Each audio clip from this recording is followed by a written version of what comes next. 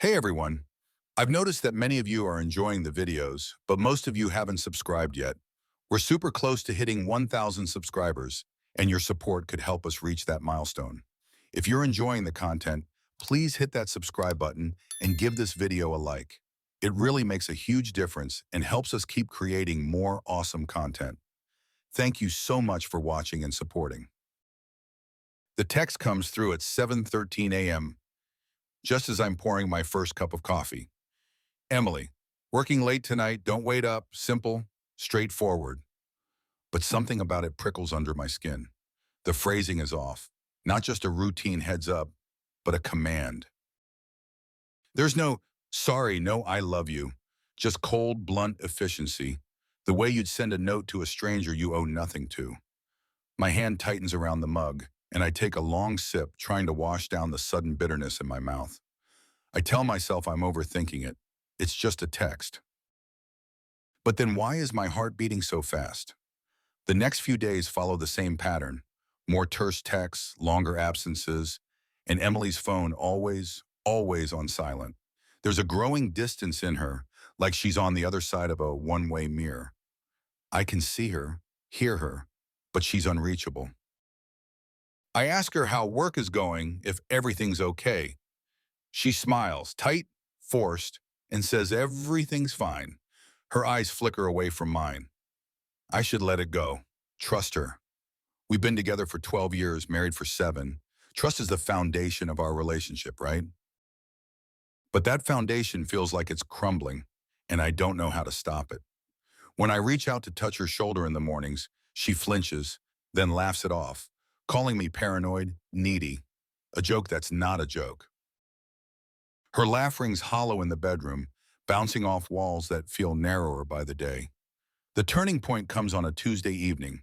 She's been gone since 5 p.m. and hasn't responded to my calls.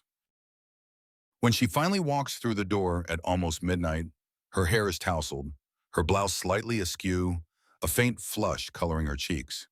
She avoids eye contact, brushing past me with a vague excuse about a client dinner that ran late. I want to believe her, I really do. But as she disappears into the shower, I find myself staring at her purse left on the kitchen counter. It's unzipped, her phone peeking out from the opening. It would be so easy, just a quick look, a few swipes. No harm in confirming her story, right? My hand trembles as I reach for it. But before I can touch it, I snatch my fingers back, disgusted with myself. What the hell am I doing? This is Emily, my wife, my partner. I trust her, don't I? She emerges from the bathroom wrapped in a towel, steam trailing her like a cloud. She glances at me, eyes wary, like I'm the one who's become unpredictable.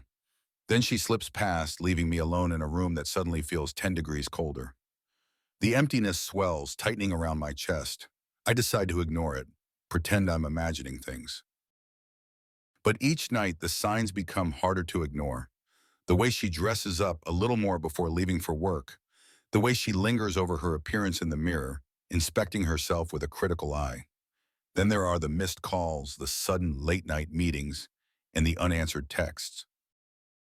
They pile up like little bricks of doubt, building a wall between us that I can't seem to break through. One evening I see her at a cafe downtown. She's with a man I don't recognize, leaning in too close, laughing at something he said. She reaches out to touch his arm, casual, but not casual at all. My throat tightens. The scene blurs at the edges. I want to storm in there, demand answers, but I can't. I just stand outside, staring through the glass like a fool, heart hammering in my chest. I leave before she sees me, bile rising in my throat. That night, when she comes home, she looks at me with a soft smile like I'm a puzzle piece she's already figured out. She wraps her arms around my neck and kisses me, long and slow. The kiss feels like an apology I don't understand. "What's that for?" I murmur against her lips. "For being a good husband," she whispers, brushing her thumb along my jawline. "For trusting me." Her words are a knife sliding under my ribs.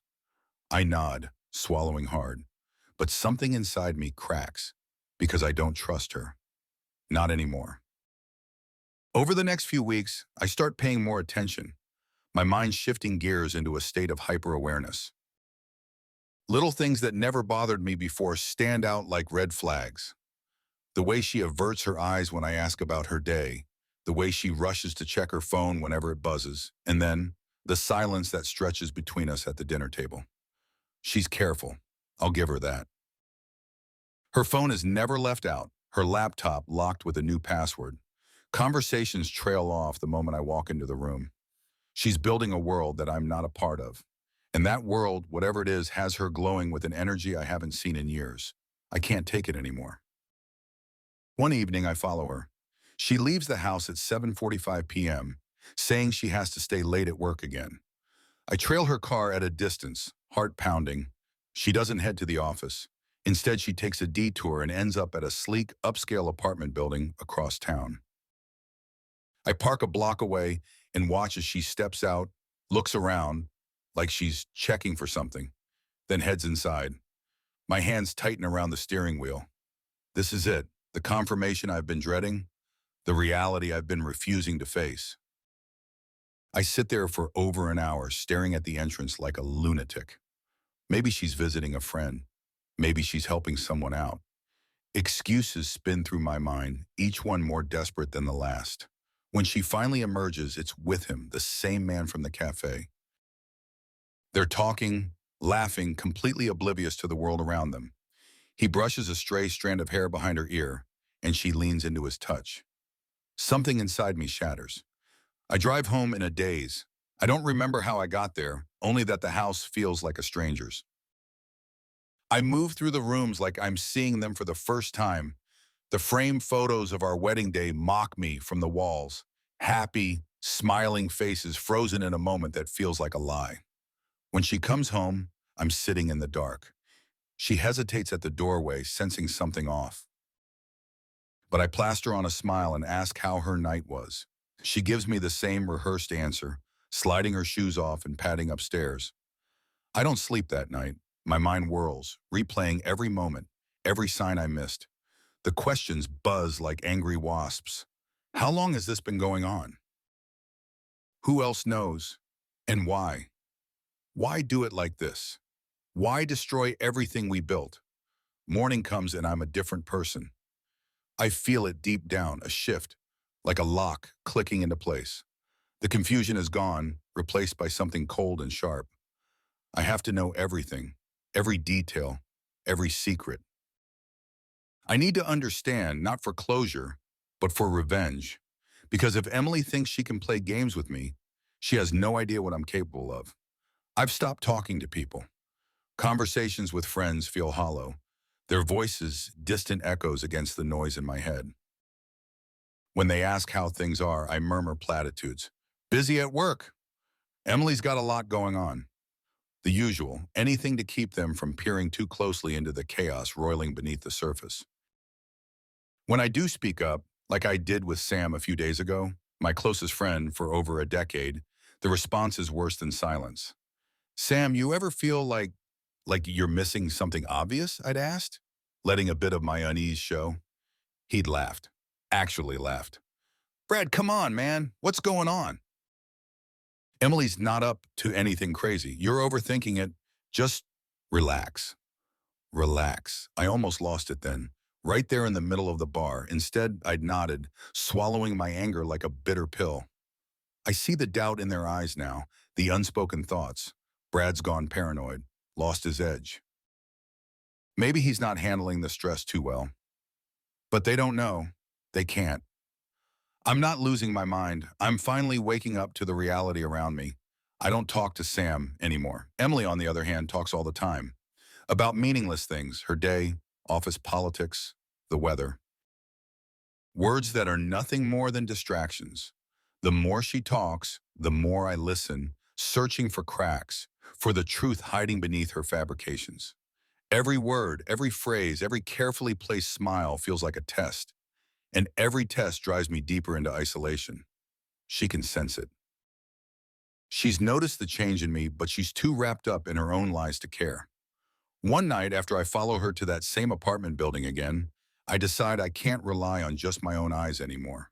I need to see everything. The GPS tracker is easy enough to install. One quick visit to a shop across town, paid in cash, and I have the perfect little device. Small, discreet, no bigger than a pack of gum.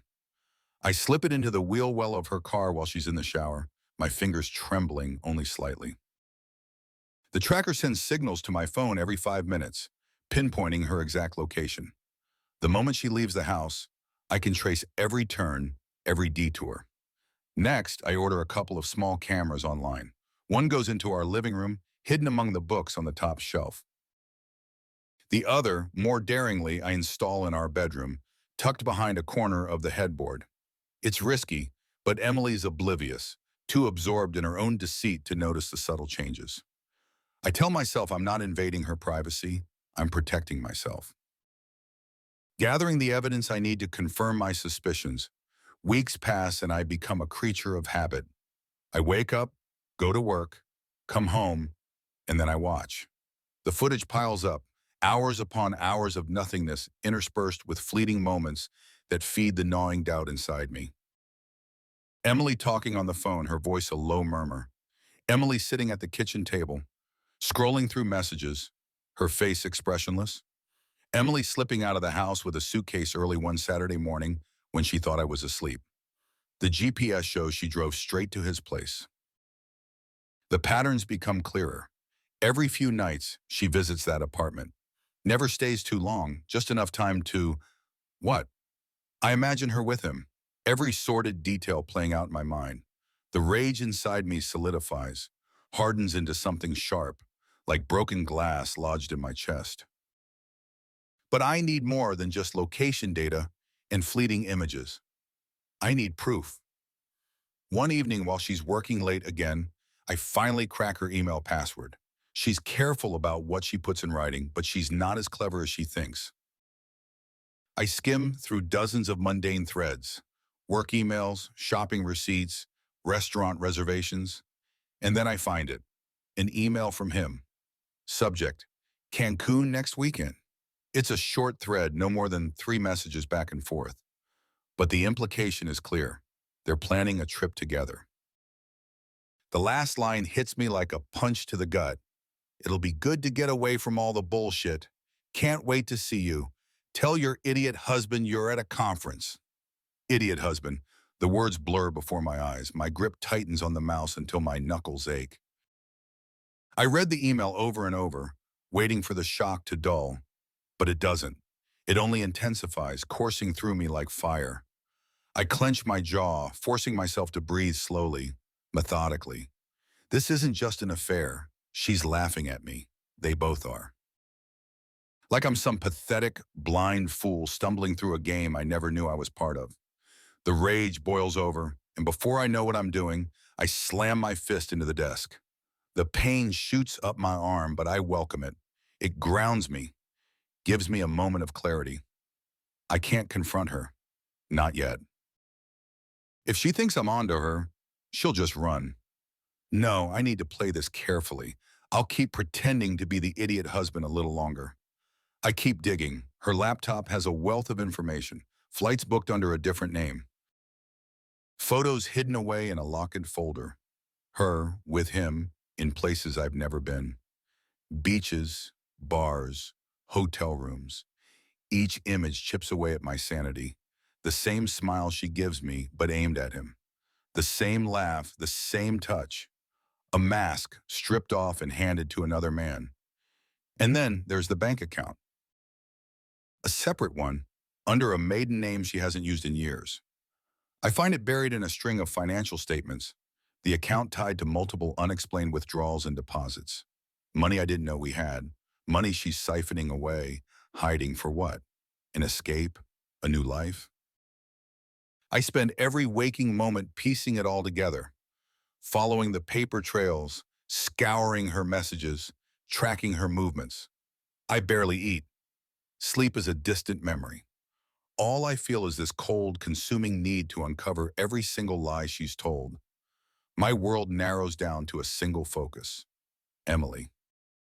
One morning as I'm flipping through her emails again, I come across something that makes my blood run cold.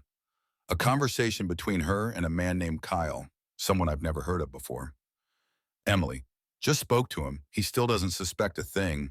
It's almost too easy. Maybe we should push the next phase forward? Kyle, careful, Em. Don't want to spook him. We'll do it when the timing's right. Emily, he's so predictable though, like a loyal dog. Always where I expect him to be. Almost feel bad.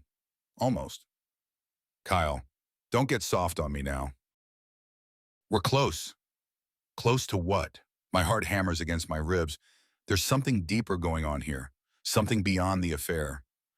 The emails are cryptic, hinting at plans I can't decipher. I read and reread them, trying to make sense of it. Every nerve in my body is screaming that I'm missing something crucial. What the hell is the next phase? Emily's no longer just cheating on me. She's planning something, something big. And whoever this Kyle is, he's part of it. My fingers hover over the keys, itching to respond, to demand answers. But I don't. If I'm going to figure this out, I can't tip my hand. I spend the next few days poring over every email, every text, every document I can find. I comb through her photos, searching for this man, but there's nothing. He's a ghost in her life, someone she's been careful to hide even from me. I almost admire the precision of her deceit.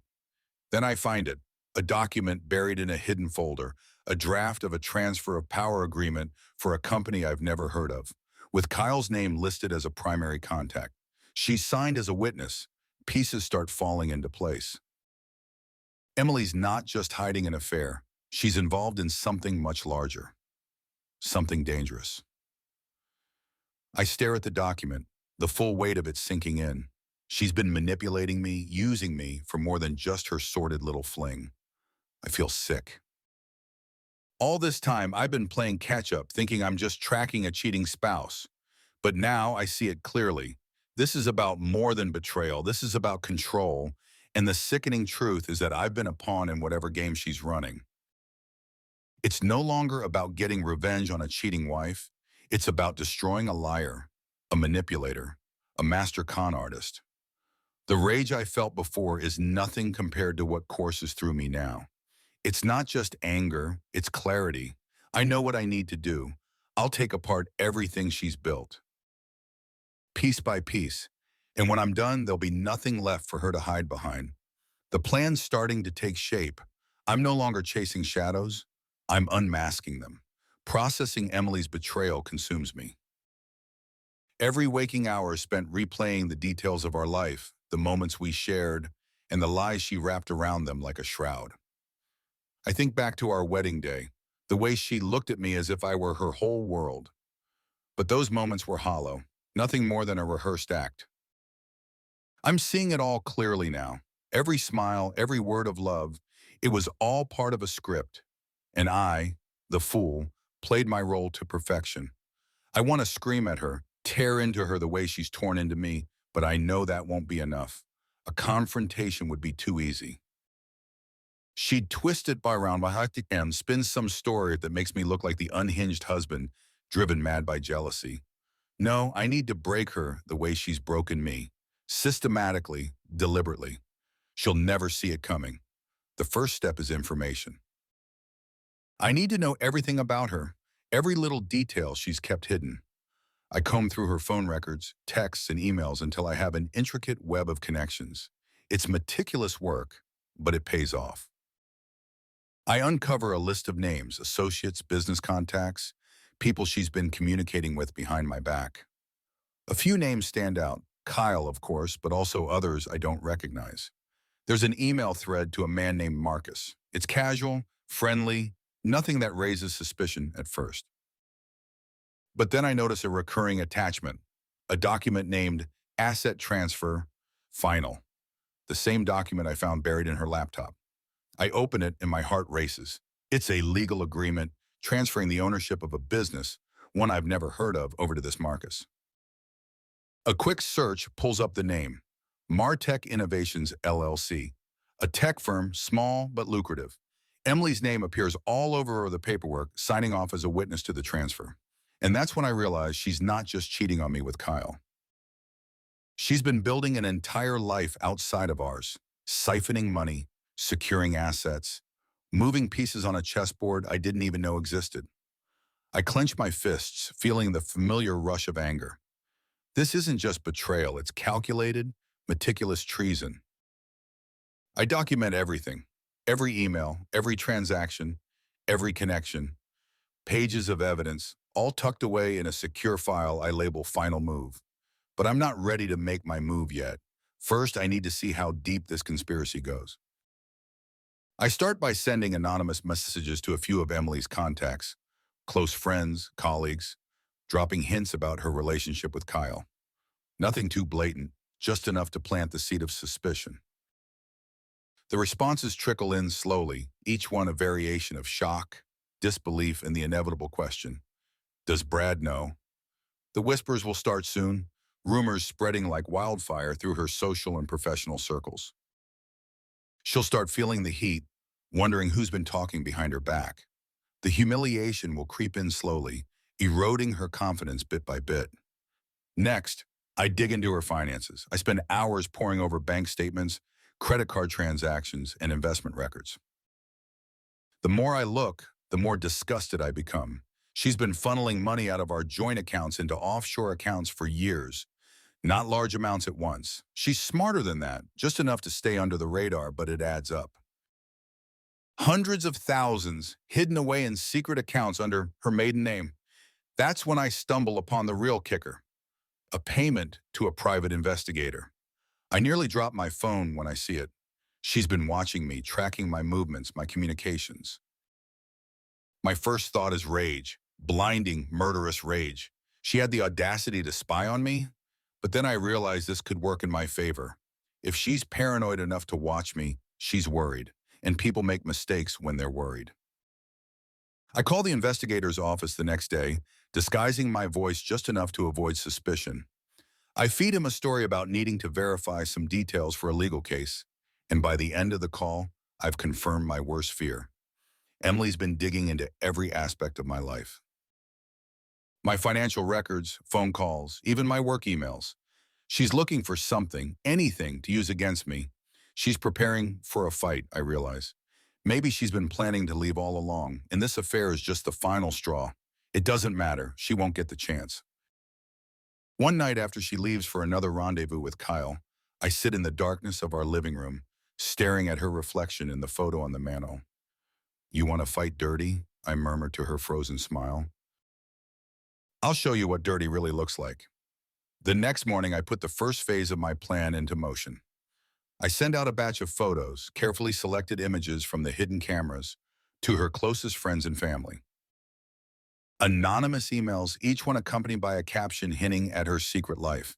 The images are vague enough to maintain deniability, but suggestive enough to make people question everything they thought they knew about Emily. I can almost see the looks of confusion, the whispered conversations, the concerned phone calls she'll start getting. The fallout is immediate. Within hours, I receive a flurry of texts and emails from Emily, demanding to know if I've been spreading vicious lies. I ignore them, smiling as I watch her messages become increasingly frantic. Then I make the first real move. I send the incriminating photos and documents to the HR department of her company, including a series of emails where she discusses leveraging company assets for personal gain. I know her employer has a zero-tolerance policy for misconduct. It's only a matter of time before they start an internal investigation. 2 days later, she comes home pale, shaken. I play the part of the oblivious husband, asking if she's okay. She looks at me with eyes that seem to pierce right through my facade, but I hold steady, offering nothing but concern. It's just work, she mutters, brushing past me. Things are complicated right now. Complicated? You have no idea, Emily. This is only the beginning. The next week is chaos for her. She's on the phone constantly, shouting, pleading, making desperate calls to contacts I've never even heard of. I listen in through the hidden mics, savoring every panicked word. Her bosses have confronted her about the emails. She denies everything, but I know it's a losing battle. The evidence I planted is rock solid, pointing to a carefully orchestrated scheme of embezzlement and corporate fraud. And then, just as she's struggling to stay afloat, I pull the rug out from under her.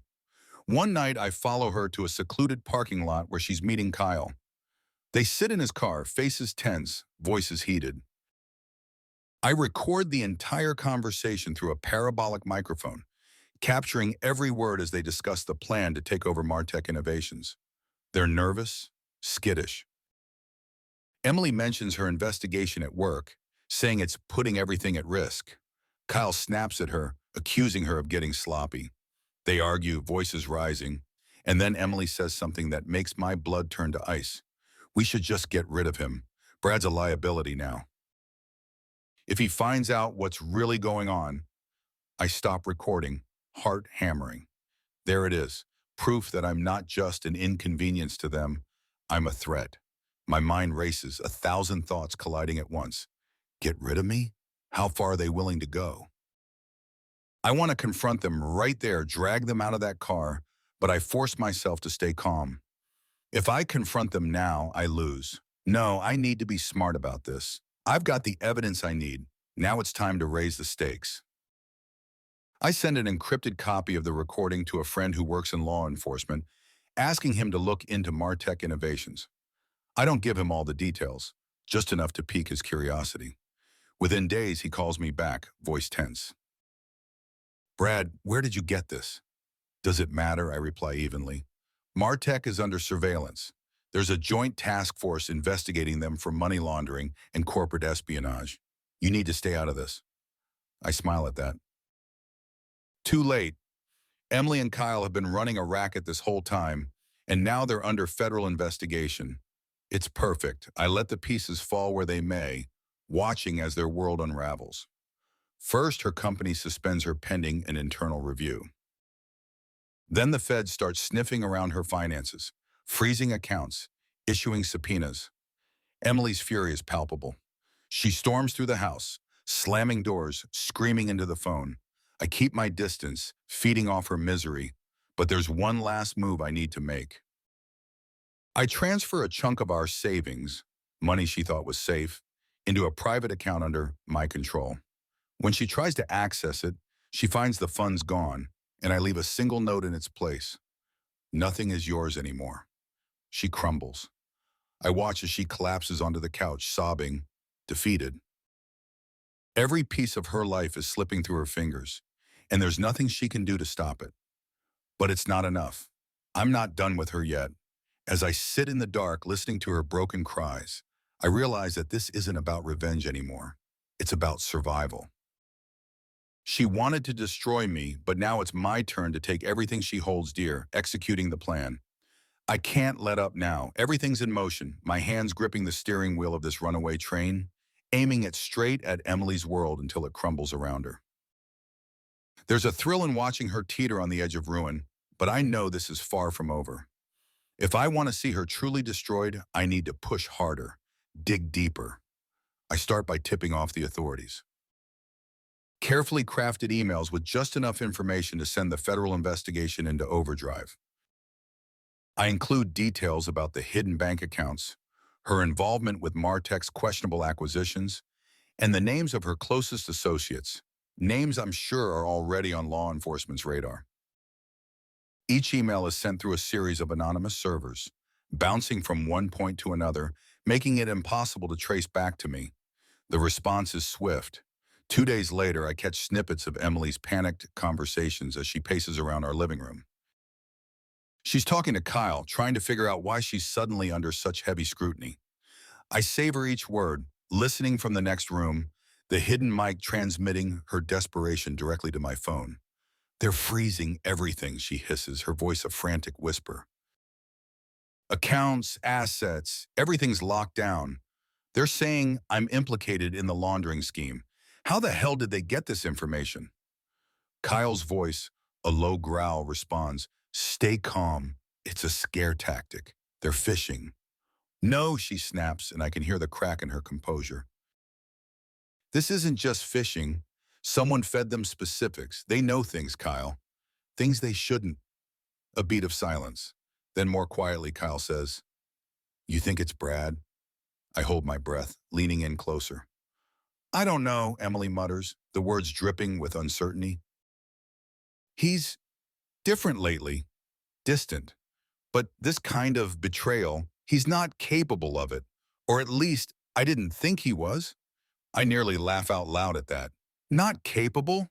You've underestimated me all along, Emily. That's your biggest mistake. Over the next week, I ramp up the pressure. I send a flurry of damning documents to her company's legal department, proof of her using corporate resources to fund personal projects. I've compiled bank statements, expense reports, even falsified invoices. It's all meticulously organized to make it look like she's been embezzling for years. The kind of evidence that'll bury her career for good. The investigation is launched within hours. I watch it unfold from the sidelines, savoring every chaotic moment. Emily's office calls her in for an emergency meeting, and she leaves the house looking like she's headed to a funeral. I follow her at a distance, parking a block away from the sleek office building downtown. Through binoculars, I watch her go in. Minutes later, I see her on the phone, her movements jerky, almost frantic. She's pacing the lobby, her face flushed with anger. She hangs up and storms back inside. I can only imagine the scene unfolding in that boardroom. Her bosses, once allies, are now circling her like vultures. They'll demand answers she can't provide, confront her with questions she never saw coming. And every denial, every desperate attempt to clear her name will only tighten the noose around her neck. I leave before she comes back out, but I know she won't be returning with good news. That night, Emily comes home looking like she's aged 10 years. Her eyes are sunken, skin pale. I pretend not to notice, keeping my gaze focused on the TV as she collapses onto the couch beside me. What's wrong? I ask, feigning concern. She shakes her head, staring blankly ahead. I, I'm suspended. They think I'm involved in some scheme. Fraud, they're calling it. But it's all bullshit. None of it's true. Someone's framing me, Brad. I turn to her, letting just a hint of skepticism show. Framing you? Who would do that? She swallows, glancing at me with a haunted expression. For a moment, I see something flicker in her eyes, doubt, suspicion, but it's gone as quickly as it appeared. I don't know, she whispers, but I'm going to find out. I nod, placing a gentle hand on her shoulder. We'll figure this out together, I murmur. A lie that sounds so genuine, even I almost believe it. But there's no together here. Emily's on her own, spiraling further down a path she can't escape, and I'm the one who set her on it. A few days later, I'm driving home when I get a call from my friend in law enforcement, the one I sent the recording to. His tone is sharp, urgent. Brad, I need to talk to you about Martech. This isn't just about Emily anymore. The investigation is expanding. They've uncovered ties to organized crime. This Kyle guy? He's more dangerous than we thought. And if Emily's wrapped up in this, I cut him off.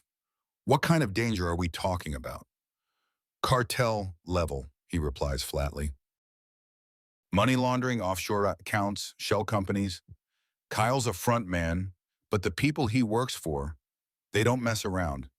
You need to be careful. If they find out you've been feeding us intel, I haven't, I lie smoothly. I'm just concerned for Emily's safety. Yeah, well, you should be. They're ruthless. If Emily's really in bed with these people, then you need to get as far away from her as possible. I thank him and hang up, my mind racing. Cartel level. No wonder Kyle was so agitated. He's not just some corporate lackey, he's in deep. And now, thanks to me, so is Emily. My pulse quickens. This is the kind of complication I wasn't prepared for. My revenge was supposed to ruin her life, not endanger mine. But there's no backing out now. I'm already too deep. I spend the next few hours revising my strategy, tightening the loose ends. I've been so focused on taking down Emily that I almost forgot about the collateral damage. If she falls, Kyle and his associates will go down with her, and I have no doubt they'll come looking for whoever helped expedite their downfall. I need an out, a way to shift the spotlight away from myself if things go south. So I start crafting a narrative, carefully worded emails, forged correspondence that places Emily and Kyle at the center of the scheme, with me as the unwitting husband caught in the crossfire. I plant the evidence in a series of encrypted files and send it anonymously to the lead federal investigator. It's a risky move, but if it works, it'll buy me time, distance. Hours later, I get an email notification, a message from Emily's laptop that I'd set to auto-forward to my personal inbox. My heart stops as I open it, scanning the contents. It's a draft of a letter never sent, addressed to me. Brett, I don't know where to start. If you're reading this, it means you've probably figured everything out. I don't know what you've found or what you think you know, but I need you to understand one thing. None of this was meant to hurt you. I know I've been lying to you for so long that you probably won't believe anything I say now, but I swear I never wanted things to end up like this. When I first got involved with Kyle, it was just business. He promised connections, opportunities, things I thought would help us, but it spiraled. I lost control, and by the time I realized what he really was, it was too late. I stayed because I thought I could fix it, protect you. But I see now that I was only digging us deeper. I don't expect forgiveness, but if you hate me, please know that I hate myself more for everything I've done. And for whatever it's worth, I do love you. I always have. I stare at the words, numb. Some part of me wants to believe her. To think that maybe there's a sliver of truth in this apology, that maybe she really was trying to protect me. But I know better. It's just another manipulation, another ploy to make me doubt myself, doubt everything I've seen with my own eyes. I crumple the printout and throw it into the fireplace, watching it burn. Her words don't matter. Not anymore. She's just trying to claw her way out of the pit I've thrown her into. But still, a tiny voice in the back of my mind whispers, what if she's telling the truth? I push it away, burying it beneath the fury that's carried me this far. I can't afford doubt, not now. I spend the rest of the evening going through every piece of evidence I've gathered, making sure there's nothing that can be traced back to me. Every document, every message, every planted piece of information is airtight. The spotlight is on Emily and Kyle, just where it belongs. By the time I'm done, it's late. I'm exhausted, but there's a sense of grim satisfaction in knowing that the noose is tightening around them. I lean back in my chair, letting out a slow breath. It's almost over. One final push and everything will come crashing down. The next morning, I wake to a flurry of news alerts on my phone. Martech Innovations has been raided by federal agents. Kyle's been arrested, along with several other executives. Emily's name is all over the headlines, her face splashed across news sites as a person of interest in the unfolding scandal. I watch the chaos unfold from the safety of our home, sipping coffee as the world she built crumbles to dust. Emily hasn't come home since last night. Her car is gone, phone disconnected. Maybe she's already on the run, or maybe the feds have her in custody. Either way, it doesn't matter. I've won. But as I stand there staring at the empty driveway, a hollow ache settles in my chest. I thought victory would feel sweeter, more satisfying. Instead, there's only emptiness. Climax, confrontation. I wait for her at the park bench where we first met. It's an odd place for a confrontation. Somewhere serene, almost picturesque. The late afternoon sun casts long shadows over the pond, the air tinged with the scent of pine. I chose this spot deliberately. It's meant to remind her of a time before everything became so twisted and broken. Back then, our laughter filled the air here. Our conversations were full of hope and possibilities. Now, I'm just waiting to watch her break. I see her before she spots me. Emily's movements are jerky, frantic, her eyes darting around as if she expects someone to leap out of the bushes. She looks thin, almost gaunt, her face pale beneath the layer of hastily applied makeup. The confident, manipulative woman who once sneered at me in secret emails is gone. What's left is a shell frayed at the edges, barely holding together. Brad, she finally notices me, her voice breathless as she hurries over. What are you doing here? Why did you ask me to come? I let her question hang in the air, watching her struggle to keep her composure. There's no pity left in me, not for her, not for what she's become. Instead, I reach into my jacket pocket and pull out a small envelope, handing it to her without a word. What's this? Her fingers tremble as she opens it. I see the moment recognition hits. The photographs, the bank statements, the incriminating emails, all the pieces I've been collecting for months. It's all there, laid out in brutal detail. It's everything you tried to hide from me, I say quietly. Everything you've been doing behind my back. Everything you thought I'd never find out. Her eyes widen with each word, the color draining from her face. Brad, this, this isn't what you think. Stop, I cut her off, the single word slicing through her protest like a blade. Don't you dare lie to me again. She falters, the defiance in her gaze crumbling under my stare.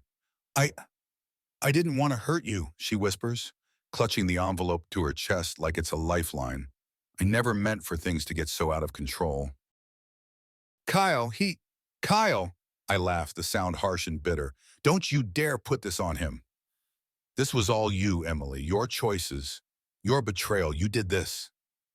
She flinches as if I've struck her, but I don't relent. I lean forward, dropping my voice to a deadly whisper. Did you really think I wouldn't find out? That I'd just keep being your useful idiot? Your perfect little cover while you played me for a fool? Brad, please.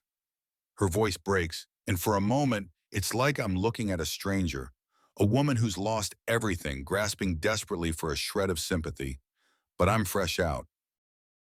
You're finished, Emily. Your name, your reputation, your career, it's all gone. I made sure of that.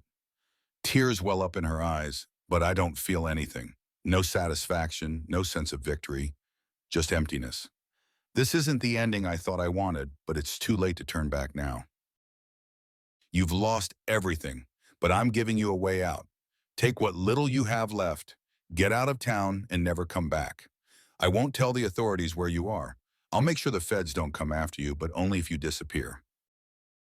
For good, Sin. She shakes her head, disbelief etched on her features. You're giving me a choice? After everything you've done, you think I can just walk away? Yes. I straighten, taking a step back. I'm giving you a choice. Leave now or stay and face what's coming. Kyle's people, his real employers, they're going to start looking for you soon. And believe me, they won't be as forgiving as I am. The mention of Kyle sends a shudder through her. She looks away, staring at the ground as if the weight of it all is too much to bear. When she speaks again, her voice is small, fragile. I didn't want this, Brad. I was trying to protect you. Protect us. Protect us!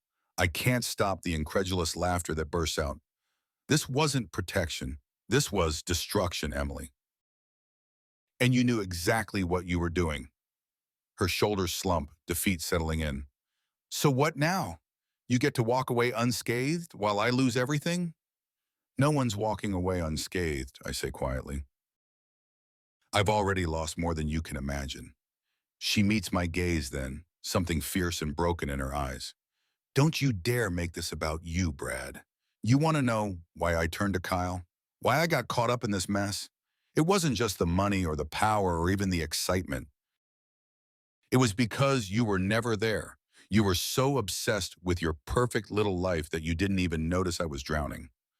I blink, caught off guard by the venom in her tone. What the hell are you talking about? Everything had to be perfect with you. The house, the job, the marriage. There was no room for failure, no room for me to be anything less than your ideal wife. And when I couldn't live up to that, I made mistakes. So this is my fault? I snap, anger flaring. You cheated on me, lied to me, built an entire life behind my back, and somehow that's my fault? I'm not saying it's right, she shoots back, voice rising. But you never saw me, Brad. Not really. You were too busy being the perfect husband, the perfect provider, to see how empty I felt. And by the time I realized how far gone I was, it was too late. Her words hang between us, raw and jagged. I should dismiss them, brush them aside as just another attempt to deflect blame. But a tiny part of me, the part that still remembers the good times, still sees the woman I fell in love with, hesitates. Maybe I wasn't there, I admit slowly, the confession bitter on my tongue. Maybe I was blind. But that doesn't excuse what you did. No, it doesn't. She sighs, a sound so weary it almost breaks through my resolve. But I need you to understand that this wasn't just about you. I was broken long before you came along. You just, you didn't see it. I shake my head, refusing to let her words take root. I can't afford to soften now. Whatever you want to believe, it's over. You're out of options. She stares at me, something crumbling in her gaze. You want me gone? Fine. I'll go. But I want you to know something, Brad. When you look back at this, when you see the ashes of what we had, you won't feel relief. You'll feel regret. The words hit harder than I expect. For a moment, I see a flicker of the Emily I used to know, the woman who once made me feel alive, who challenged me, who made me believe in love. And then it's gone, replaced by the hollow, desperate shell in front of me. I take a deep breath, steadying myself. Maybe. But that's a chance I'm willing to take. She nods, her shoulders sagging in defeat. Without another word, she turns and starts walking away. I watch her go, each step slow and heavy, like she's carrying the weight of the world on her back. And then she's gone, disappearing into the trees, leaving me alone on the bench where it all began. I sit there for a long time, staring at the empty path she took. I should feel triumphant, vindicated, but all I feel is a deep, aching void. I've won. I've destroyed her. So why does it feel like I've lost everything too? The sun dips below the horizon, casting the park in shadows. I stand, feeling suddenly old, worn out. There's no satisfaction in this victory, just a hollow sense of finality. I head back to my car, the silence pressing in around me. I've accomplished what I set out to do. Emily's gone, her life in ruins, but in tearing her apart, I've torn myself apart too. I start the engine, staring at the darkening road ahead. For a moment, I consider turning back, chasing after her, saying something, anything, to fill the void between us. But I don't. Instead, I put the car in gear and drive away, leaving behind the park, the memories, and the shattered remains of what once was. As I merge onto the highway, a single, unrelenting thought churns in my mind. I've won, but at what cost?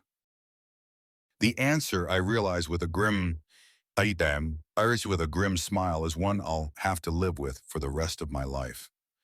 Conclusion, reflection, and new beginnings.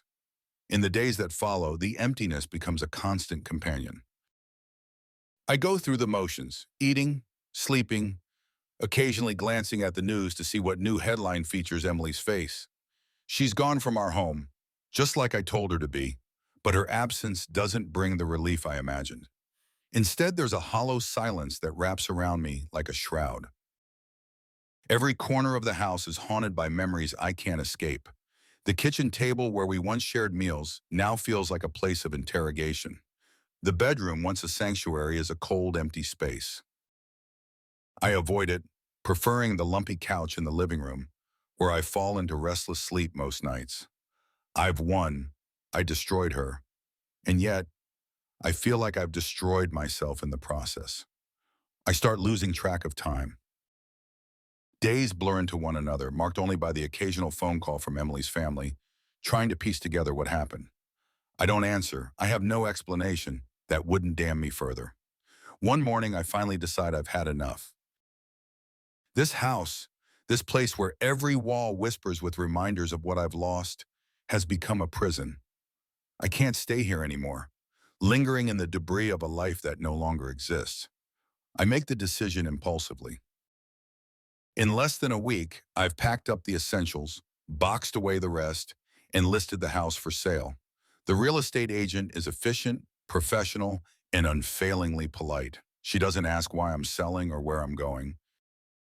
I suspect she senses that I'm a man who's not interested in small talk, just finality. The first prospective buyers arrive that weekend. I let them walk through the house without guiding them, lingering instead on the porch, staring at the overgrown lawn and the cracked driveway. When they finally come out, their voices are low, respectful.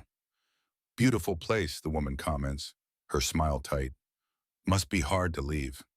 Not really, I reply, my tone flat. Her expression shifts, and she quickly changes the subject. It doesn't take long for the house to sell. Once the paperwork is signed, I stand in the empty living room, the echoes of my footsteps bouncing off the bare walls. I look around one last time, forcing myself to remember every detail, the good, the bad, all of it. Then I turn and walk away, locking the door behind me. I move to a new city, a place where I'm just another face in the crowd, where no one knows my name or my story. I rent a small apartment on the edge of town, the kind of place where the landlord barely remembers who you are as long as the rent's paid on time. The first few weeks are surreal. I find myself wandering aimlessly, my thoughts tangled in a mess of regret and anger. I replay every moment of my revenge, analyzing it from every angle, searching for something, some sense of closure that never comes. And then one afternoon, I get a call. It's my friend from law enforcement, his voice tense. Brad, you're in the clear. The investigation's wrapped. Emily's gone. The feds are still looking for her, but it's like she disappeared off the face of the earth. Gone, the word lands heavily in my chest. I should feel relief, but there's only a dull ache. I did what I set out to do. I pushed her to the edge and watched her fall. But now, knowing she's vanished without a trace, there's a finality that I hadn't anticipated. Thanks, I murmur, not knowing what else to say. He hesitates, and I can hear the concern in his voice. You okay, man? I mean, after everything? Yeah, I cut him off, swallowing the bitterness. I'm fine. We hang up, and I stare at the phone for a long time. Emily's gone. She might never resurface. She could be starting a new life somewhere far away, or she could be in the hands of Kyle's associates, paying the ultimate price for her betrayal. I don't know, and I probably never will. With that thought, I realize I have a choice. I can stay trapped in the past, drowning in what-ifs and might-have-beens, or I can finally let go. Slowly, I begin to shed the remnants of my old life. I delete Emily's contact information, erase her photos from my phone. I stop checking the news obsessively, trying to catch a glimpse of her name in the headlines. I cut ties with mutual friends, people who still see me as Emily's husband, people who don't know the truth and never will. I take a few weeks off work, using the time to clear my head. I find myself drawn to new places, a cafe on the corner, a quiet park by the river. I start running in the mornings, pushing myself until my lungs burn and my legs ache. It's the first time in months I feel something other than anger or regret. And then one day, as I'm scrolling through a list of local community events, I see a flyer for a volunteer program at a nearby youth center. On a whim, I sign up, figuring I have nothing to lose. The first few shifts are awkward, stilted. I'm surrounded by people who are genuinely enthusiastic, their energy almost overwhelming. But slowly I start to find a rhythm. I help organize activities, talk to the kids, listen to their stories. I start to see pieces of myself in them. The confusion, the anger, the need to be seen. It's not a cure-all. The pain of what I've done, of who I've become, still lingers. But for the first time in a long while, I feel a spark of something I thought I'd lost forever. Hope. The days turn into weeks, and I notice the change in myself. My thoughts aren't consumed by Emily anymore. The tight knot of resentment that's lived in my chest for so long is beginning to loosen. I still think about her, about everything that happened, but it doesn't control me. I'm starting to believe that maybe, just maybe, I can move on. One evening, as I'm closing up at the youth center, I catch a glimpse of myself in the window's reflection. The man staring back at me is different. Older maybe, a little more worn around the edges. But there's something else too, a quiet strength, a resolve I didn't have before. I smile, a small tentative thing, and it feels strange, unfamiliar. But it's real. Back at my apartment, I settle onto the couch, glancing at the empty space where I once kept photos of Emily and me. I've left it bare, a reminder of the void she left behind. But instead of bitterness, I feel a strange sense of acceptance. I pick up a book I've been meaning to read, something light, something that has nothing to do with revenge or betrayal. As I turn the pages, I let myself sink into the story, feeling the weight of the past lift, if only a little. Later that night, I step out onto the balcony, gazing at the cityscape below. The lights shimmer against the dark sky, vibrant and alive. It's a view I've never really appreciated before, too wrapped up in my own misery to notice the beauty around me. But tonight I breathe it in. The world seems wider now, full of possibilities I hadn't considered. I'm no longer defined by the shadows of my past. I'm free to be whoever I choose to be. There's a future waiting out there, a future I can shape, a future that isn't bound by Emily's lies or my own thirst for vengeance. I don't know what it will look like, but I'm ready to find out. For the first time in a long while, I feel a genuine sense of peace. It's fragile, tentative, but it's there. I close my eyes, letting the cool night air wash over me, and whisper to the darkness, I'm ready. Tomorrow I'll start fresh. Maybe I'll enroll in a course, pick up a new hobby, or plan a trip somewhere I've never been. It doesn't matter. What matters is that I'm finally moving forward. I glance at the empty balcony beside mine, where the ghost of Emily used to linger in my mind, and feel only the faintest twinge of sadness. I'll carry the scars of what happened forever, but they won't define me. I'm more than the man who sought revenge. I'm more than the man she left behind. I turn away from the past and look out at the city, feeling a flicker of something I haven't felt in months. Hope. The road ahead is uncertain, but for the first time in a long time, I'm not afraid to walk it alone. With a deep breath, I step back inside and close the door behind me, leaving the shadows outside where they belong.